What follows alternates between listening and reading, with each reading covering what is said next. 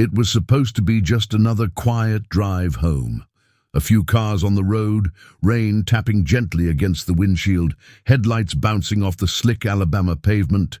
The clock had just ticked past 11 p.m., the kind of hour when the world gets still, when most people are already in bed or trying to get there. That's exactly where Dwayne Johnson, 53, wanted to be. Just home. After spending the evening visiting his mother in the hospital, his mind was somewhere between fatigue and reflection. He wasn't thinking about making a statement or proving a point. He just wanted to be left alone. He didn't wear anything that screamed authority. No medals, no uniform, just a dark grey hoodie, jeans, and the quiet air of a man who had long since earned the right to not be questioned. He wasn't expecting trouble, not that night, not in his own country, not after all he had given to it. But trouble doesn't ask for permission. It just arrives, uninvited and unwarranted, and it came in the form of red and blue lights flashing violently in his rearview mirror. At first, he thought maybe the cop was trying to pass, but the cruiser stuck close, too close. A single breath escaped his chest, not from fear, but from recognition. He knew this pattern. He had lived enough years, seen enough things, to understand what was happening before it even started. He signaled, pulled onto the shoulder with practiced precision, and stopped the car. Engine off, hands on the steering wheel, visible, controlled, always controlled. Because when you're a black man in America, especially a big one, control isn't just a choice, it's survival. The patrol car behind him didn't move for several seconds. Then finally, the door opened. Boots hit the pavement, heavy, deliberate, the kind of steps that carry entitlement. Dwayne watched through his side mirror. The officer, white, mid-40s, square jaw, too confident, approached with his flashlight already on. No greeting, no explanation, just a single demand, license and registration. There was no emotion in his voice, just expectation and impatience. Dwayne nodded slightly, reaching slowly, deliberately, into his glove compartment. "Was I speeding, officer?" he asked, calm as still water. But the man didn't respond, didn't even look at him. Just took the documents and said, "Tail lights out." That didn't feel right. Dwayne had his car checked 2 weeks ago. He raised an eyebrow. "That can't be. You arguing with me?" Those 4 words, that tone, that shift in the air. This wasn't about a tail light, this was about power, the kind that didn't like being questioned, what the officer didn't know. What he couldn't possibly understand in that moment was that the man he'd just pulled over wasn't going to fold. Not tonight. Not ever. And what started as a routine stop on a rainy highway was about to shatter a career and spark a reckoning far beyond the flashing lights. The silence stretched between them, heavy, deliberate. The officer, name tag catching a flicker, of light read Briggs. He held Dwayne's license and registration just out of reach, like he wanted to prove something, maybe to himself, maybe to the world. He didn't bother hiding the condescension in his voice. "Tail lights out," he repeated flatly, though Dwayne had heard him the first time. But it wasn't about the tail light, not really. Dwayne knew it. Briggs knew it. It was a pretext, a flimsy excuse layered over something uglier, something older. Dwayne kept his voice steady. "That can't be right. I had the car inspected just a couple weeks ago." His words weren't defensive. They were factual, measured. But in that instant the temperature shifted, like someone had opened a door and let the storm in. Briggs straightened. "Are you arguing with me?" he said, stepping forward, his flashlight casting harsh shadows inside the car. Dwayne didn't flinch. "No," he said simply. "I'm stating a fact." Calm. But Briggs wasn't interested in facts. He was interested in control. "Step out." "Of the car," he snapped. There it was. Dwayne inhaled once, deep and slow. His knuckles flexed slightly on the steering wheel. The road ahead was quiet.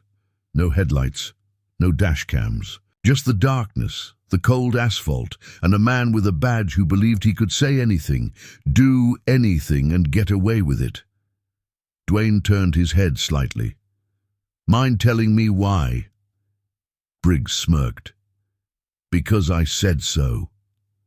That was all it took. Just 4 words to strip away any pretense of professionalism. Dwayne knew the game. He had seen it before, in war zones, in interrogation rooms, in places where authority twisted into arrogance. Still, he moved with intention, unbuckled his seatbelt, reached for the door, opened it. The air outside was cooler than expected, crisp, unforgiving.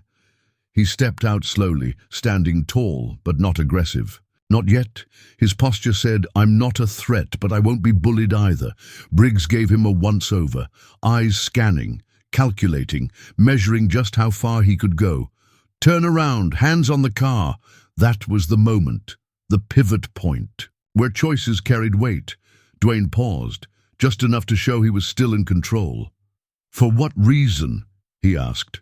Briggs stepped closer, his smirk fading. "Are you resisting?" "No," Dwayne answered, his voice low. "I'm asking a question." That annoyed Briggs. Or maybe it confused him. Men like Dwayne weren't supposed to talk like that. They were supposed to obey, to shrink. But this man didn't shrink. He stood firm. And that, more than anything, threatened Briggs. Then came the radio. Briggs pressed it to his mouth. "We got a non-compliant driver," he said flatly. Then louder, harsher, "Turn around!" Dwayne's heartbeat stayed calm, steady. Years of military conditioning didn't fade overnight. He knew the line between resistance and survival better than most, and in that moment he made the choice. Slowly, deliberately he turned, placed his hands on the roof of his car, felt the cool metal beneath his palms. The cuffs came fast, too tight, on purpose. The plastic of the patrol car dug into his back as Briggs shoved him in like a sack of garbage.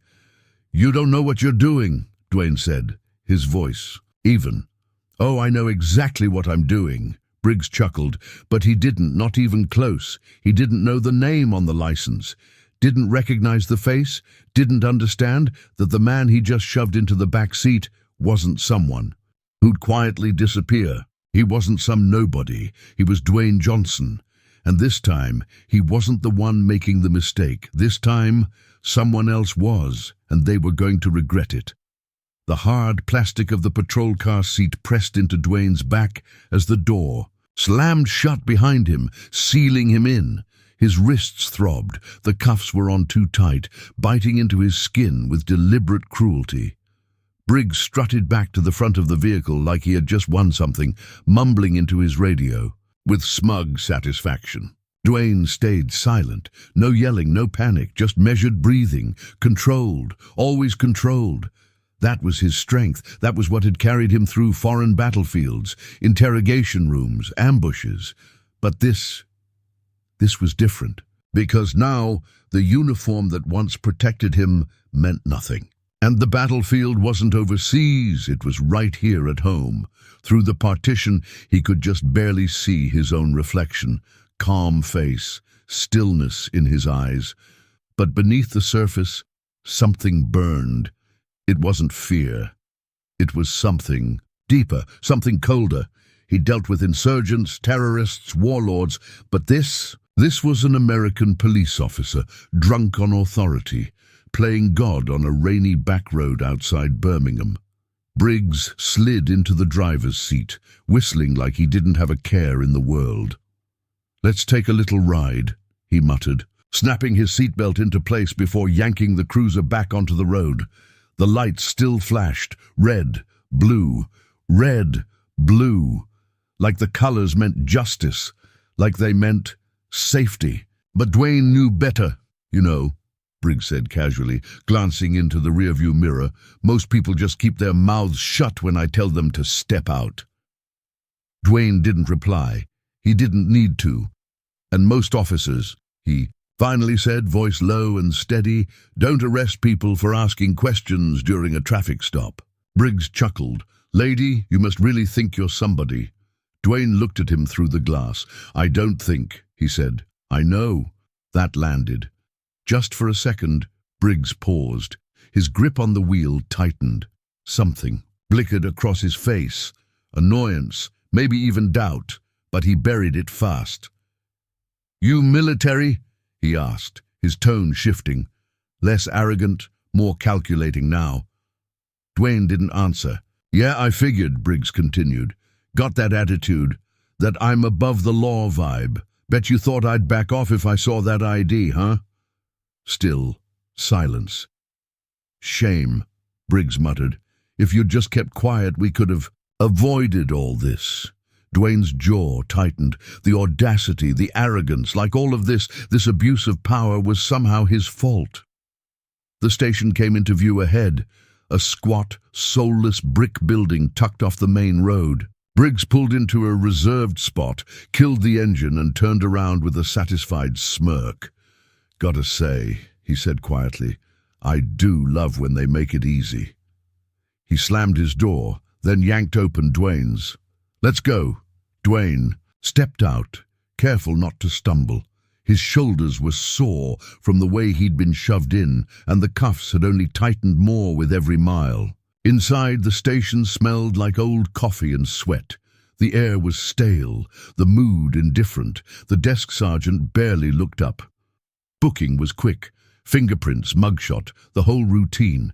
It was designed to make people feel small, dehumanized, erased. Dwayne had seen this kind of systematic coldness before, in war zones where bureaucracy masked brutality. Here, it was just Tuesday night. Briggs kept a firm grip on his wrist as he led him toward the holding cells. "You think you're smart, huh?" he muttered. Dwayne turned slightly. "I don't have to think." That struck a nerve. Briggs squeezed harder, his lips pulling into a tight sneer. "Enjoy your stay," he growled, shoving him forward. The bars slid shut behind Dwayne with a heavy metallic clank.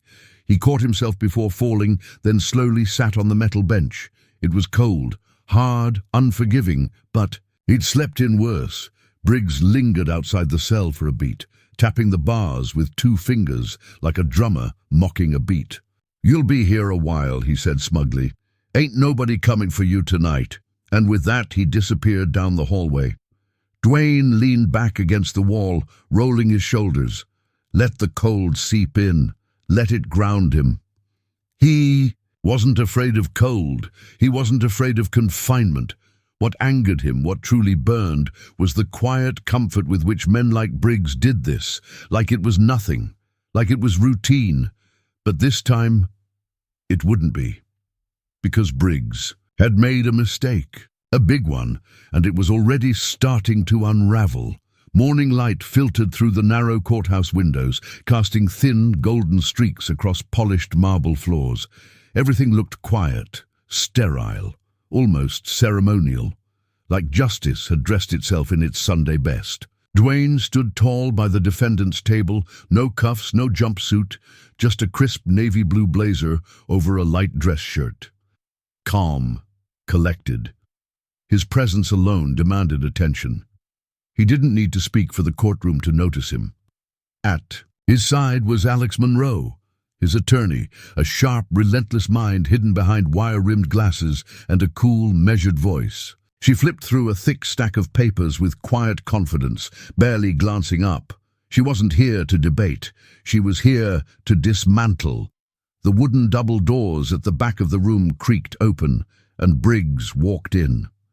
Same walk, same squared shoulders, but something was different now. The swagger was thinner, the confidence strained. He scanned the room and found Dwayne's eyes waiting for him.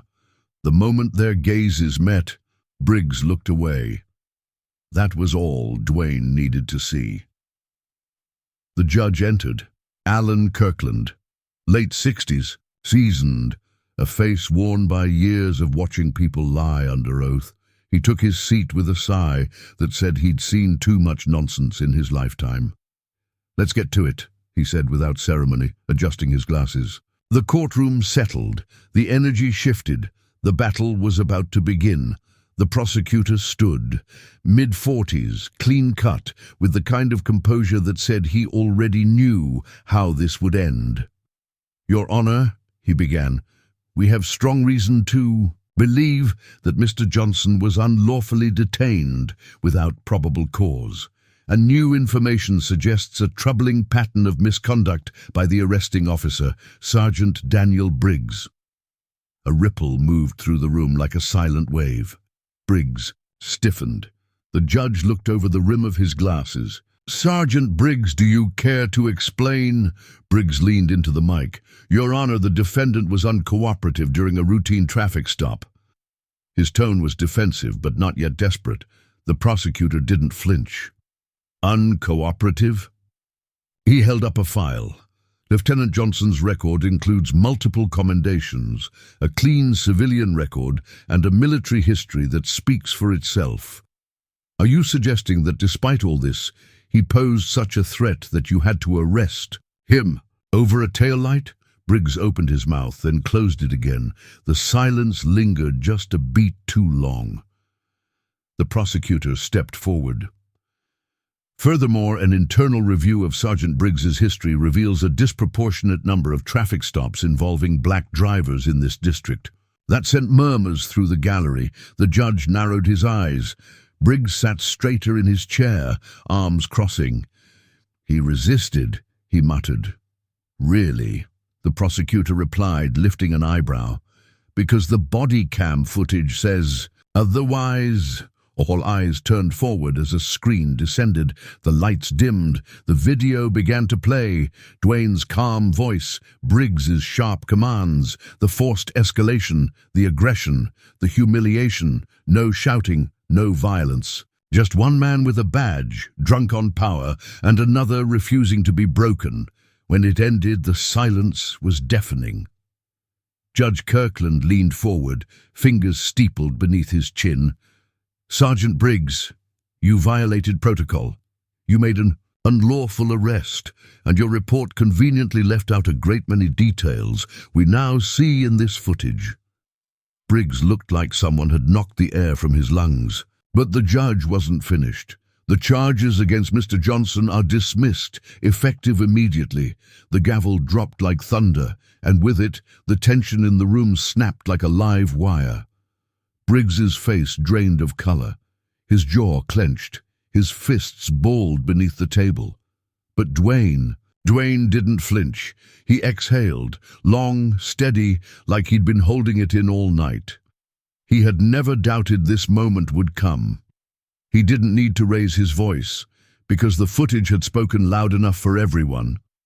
Briggs stormed out of the courtroom like a man trying to outrun his own shadow. His steps echoed through the polished halls, fast and heavy, every stomp louder than the last. He could feel eyes on him, not just from the gallery, but from court staff, fellow officers, even a couple of local reporters who had shown up once word about the case began spreading. His jaw was clenched, face flushed with that particular kind of rage that only shows up when someone realizes they're no longer the hunter, but the hunted. He wasn't used to this. He was used to calling the shots, used to walking into rooms where people lowered their eyes, where the badge did the talking. But now that badge felt like a weight on his chest, and he knew this wasn't going away. And then came the voice that stopped him cold. Sergeant Briggs. It was sharp, controlled, commanding. Briggs turned, and there he was, Chief Eldon Baker. Broad shoulders, grey hair cropped tight, arms crossed over a chest that carried 3 decades of authority. Baker wasn't just another superior. He was the superior, a man whose reputation still held weight in a department that had long since started to rot at the edges. Briggs straightened automatically. "Sir." The chief didn't respond, just gave a tight nod and motioned toward a side hallway. "My office, now." The walk was silent, tense. The moment the door closed behind them, Baker didn't sit, didn't smile, just tossed a manila folder onto the desk with a thud that said, "This is about to get ugly." "What the hell were you thinking?" Briggs blinked. "I was doing my job." Your job, Baker scoffed, your job was to de-escalate, to act with judgment, but that's not what I see here. He tapped the folder. Body cam footage, internal reports. You didn't even know who you were arresting. Briggs's nostrils flared. What does that have to do with it? Everything, Baker snapped. His voice wasn't loud, but it was ice cold.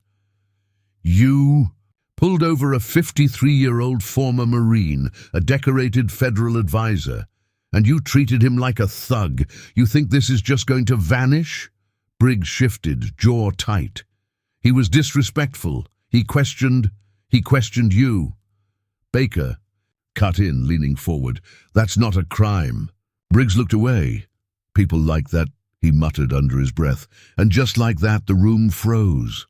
Baker's eyes narrowed. People like what, Briggs? Briggs didn't answer. The silence said everything. Baker exhaled, slow and heavy. The DA is reviewing every case you've touched in the last 5 years. You've been flagged for racial profiling multiple times, and now the press is circling like sharks. He stepped back from the desk. This department isn't going. Down with you? Briggs' voice rose, shaky. This is bull. Don't finish that sentence, Baker snapped. This isn't a debate. He pulled open a drawer and tossed a small white envelope onto the desk. Suspension papers. Effective immediately. You're off the force pending. Investigation. Internal Affairs will contact you directly. You'll want a lawyer, a good one. Briggs didn't move. Couldn't. His world was cracking. Fast. Baker nodded toward the door. Pack your desk and get out. Briggs clenched his fists, swallowed hard, and walked out. This time, no one followed him. No one saluted. No one cared. Because the man who once acted untouchable had finally been touched by truth, by justice, and by the very system he thought he controlled. Across town, the air inside a quiet downtown cafe hummed with low music and the soft clinking of silverware. Dwayne sat alone in a corner booth, his broad shoulders relaxed for the first time in hours. A steaming cup of black coffee sat in front of him, untouched. His phone rested face up on the table, screen lit with dozens of notifications, headlines, texts, missed calls. He didn't need to click them to know what they were saying. The story had already broken wide open. It was all over the news now. Retired Marine wrongfully arrested during traffic stop. Body cam footage exposes. Racial bias. Sergeant under investigation after viral arrest. But none of it surprised him. He had known the moment those cuffs tightened around his wrists that it wasn't just about him anymore. The weight of that moment, of what it meant for others watching, had been with him ever since. And now, sitting in a cafe with sunlight creeping through rain-streaked windows, that weight felt lighter, not gone, but lighter. His phone buzzed again. A new message flashed across the screen, from Alex Monroe, his attorney. Briggs has been suspended, could face charges. It's official. Dwayne exhaled slowly and finally took a sip of his coffee. The warmth hit his chest like a quiet victory. No cheering, no celebration, just confirmation. Briggs had underestimated the wrong man. And now, finally, someone like him was being held accountable. It didn't erase what had happened, but it mattered. It meant something, and maybe, for someone else down the line, it would mean everything. His gaze shifted to the window. Outside, the city was alive with post-storm motion. A mother crossed the street with her young son, his little backpack bouncing with every step. The boy laughed at something she said, pure and unfiltered joy. Dwayne watched them for a moment. Watched the small, seemingly ordinary moment that meant everything. That boy would grow up in the same country, face the same assumptions, walk the same streets Dwayne had once walked, but maybe, just maybe, that boy's path might be just a little bit safer now. The phone buzzed again. This time it was a number he recognized. Dwayne hesitated, then answered. Lieutenant Johnson, came the familiar voice on the other end. His former commanding officer, Captain Miller. I assume you've seen the news. I have. There was a pause. Not awkward, but heavy. Measured, And how are you feeling? Dwayne glanced at his reflection in the window.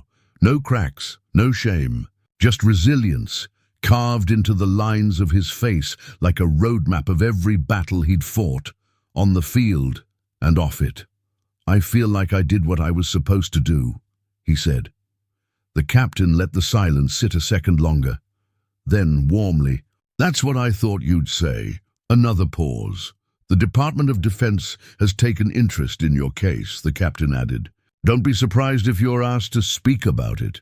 Dwayne raised an eyebrow. Not sure I'm interested in being a headline. You already are, the captain replied. Whether you like it or not, what happened to you, it reflects something bigger. And Dwayne knew that. He'd always known that. Briggs wasn't just one bad cop. He was a symptom, a product of a system that let power go unchecked for far too long. This wasn't just about vindication, it was about exposure. For every man and woman like Dwayne who had the means to fight. Back, there were hundreds more who didn't, who got pulled over and never got their names cleared, who disappeared into the system with no body cam, no lawyer, no rank to protect them. Dwayne leaned back and watched the street again. The mother and son were gone now, but their image stayed with him. That little boy mattered, so did his future. Maybe that's who he'd fought for more than anyone else. The fight wasn't over. But today, at least, justice had shown up. Dwayne stood beneath the overhang just outside the cafe, the scent of fresh rain still clinging to the air. The streets were drying, people moving on with their day like nothing had happened. And maybe, for most of them, it hadn't. But for him, and for those who watched from afar, something had changed. Not just a policy, not just a job title, a fracture in the idea that power could always operate unchecked, a shift, small maybe, but real. He tucked his phone back into his coat pocket and began walking. No destination, just motion. He passed storefronts, wet pavement reflecting streetlights, still humming from the storm. The wind carried a slight chill, but Dwayne didn't feel it. His mind was already elsewhere, on the boy he'd seen earlier with his mother, on all the boys and girls just like him who'd be told to keep their heads down. Be polite. Don't. Question authority. Don't give them a reason. And he wondered how many had done everything right and still ended up with their hands behind their backs. This wasn't the first time it had happened. Not even close. But maybe, for once, it would be one of the few times where the system didn't get to quietly sweep it away. Maybe this time, people would remember. Maybe they'd talk. Maybe they'd listen, because silence had never saved anyone. His phone buzzed again, and this time he let it ring once before answering. "Lieutenant Johnson," said the familiar voice on the other end. It was the mayor's office. They wanted to recognize him, commend him publicly, something about grace under pressure, about how he carried himself, about how he didn't lose control. Dwayne let the words settle. He said little, just listened. When the call ended, he didn't respond right away. He just stared at the traffic light across the street, blinking yellow. Caution, always caution. The irony didn't escape him. Recognition was nice. Headlines were loud. But none of it changed the truth. He hadn't stayed calm for applause. He'd stayed calm because he knew what it meant to lose control with a gun in your face and a badge in your way. He didn't walk away because he wanted praise. He walked away because the next guy might not be able to, might not get to, and that's why he said yes. Not for the cameras, not for the ceremony, for every single person who didn't get the chance to defend themselves. For the father, too, afraid to speak out. For the young soldier who got stopped in uniform and still got called a threat. For the mother who had to explain to her son why his skin might scare someone with a badge. He wasn't trying to be a hero. He was just tired of watching no one be held accountable. And maybe, just maybe this time, someone finally had been. Because this fight, it wasn't about one man, one badge, or one courtroom win. It was about a pattern, a system, a weight that too many had been forced to carry for far too long, and now Dwayne was done carrying it alone. Dwayne stood beneath a low-hanging streetlight, its warm glow cutting through the twilight like a spotlight that had finally found him. The storm had passed, the streets were drying. The city was moving on, unaware that something invisible had shifted. And maybe that's how real change begins. Not with applause or fanfare, but with a quiet decision not to back down.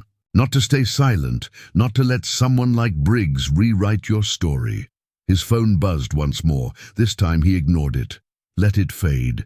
He'd said what needed to be said, done what needed to be done, and now the noise could wait.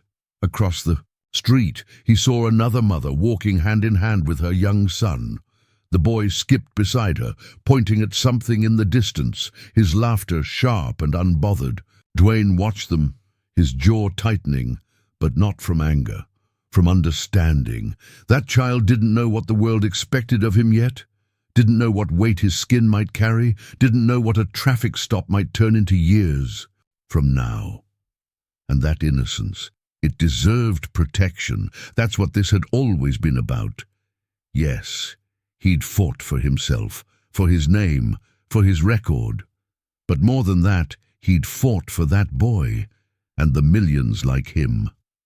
Kids who deserved to grow up in a world where questions didn't get you handcuffed, where asking why didn't mean you were resisting, where dignity wasn't something you had to earn, just something you were born with.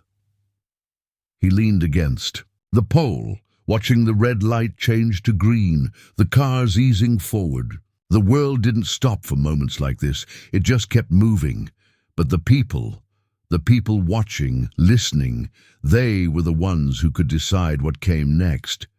Dwayne had lived enough to know the fight wasn't over. Briggs might face charges, might lose his badge, might become another headline in a week full of outrage. But the system that built him, that gave him power without oversight, that taught him he could twist the rules as long as no one looked too closely, that system was still alive. And that's why this story mattered. Because what happened to Dwayne happens every single day. 2 people without medals, without rank, without body cams or lawyers or courtroom footage, people who get swept into cells and spit out with records they didn't earn. And no one bats an eye. That's why he spoke out. That's why he stood firm, because someone had to. And now, if this story made you angry, if it made you think, if it made you wonder how many others never got this ending, then you have a choice. You can forget it, or you can share it, you can scroll past, or you can talk about it. You can shake your head and say, that's terrible. Or you can ask yourself, what can I do to stop it from happening again? Because real change doesn't start in courtrooms. It starts in conversations, in choices, in voices that refuse to stay silent. Dwayne took one last look at the street, then turned and walked away. Not because the fight was over, but because he had done his part. For now, he knew the road ahead would still be hard, but at least now there was one less uniform hiding behind power, one less badge that thought it could silence the truth, and maybe, just maybe, one more voice that would speak because of it. What happened to Dwayne doesn't just happen to veterans. It happens to fathers, mothers, teenagers, everyday people, and most of them don't get a courtroom or a camera or a second chance. But today, justice showed up, and that means something. If this story made your heart race, made you feel angry, made you see the world a little clearer, don't let it fade away. Tell us what this made you feel. Drop your thoughts in the comments. If you believe in standing up when silence isn't enough, like this video, share this with someone who needs to know the truth still matters. And don't forget to subscribe for more real stories that challenge the system and inspire change, because the fight isn't over, and your voice just might be the one that tips the scale.